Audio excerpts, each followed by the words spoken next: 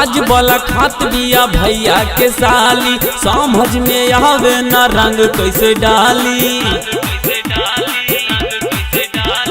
आज वाला खात बिया भैया के साली, समझ में आवे न रंग कैसे डाली।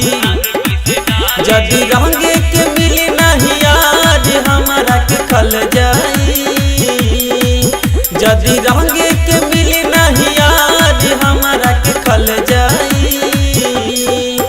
आवा रंगा सात तकाल भैया के साली चला जाई है।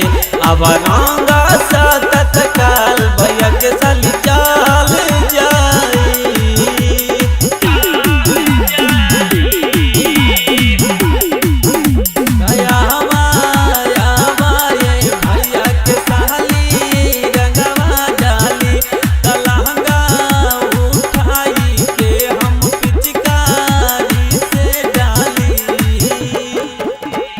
करबू तू केतनो बहाना ये रानी, रंग में जैबू तू रंगाई।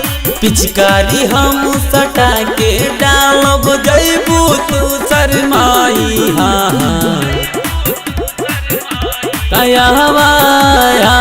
ये भैया के साली रंगवा डाली, अपन पिचकारी सटा के हम भी तरले डाली। आज रंग दियब तोर गाल मनवा भर जाई। अब रंग सात काल भैया के साली चला जाई है।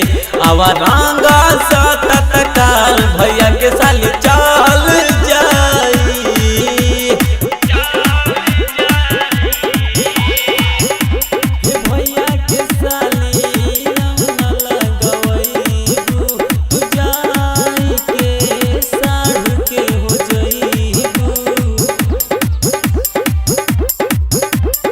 भैया के साली रंग न लगवैबू, तू जाई के साढ़ के हो जईबू।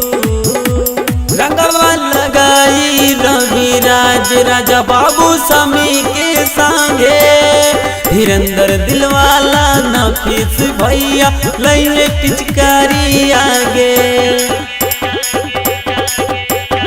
मजा लेला फगुआ में यारवा हज सट सट के बतिया कहले धीरेन्द्र दिलवाला लिख लिख के।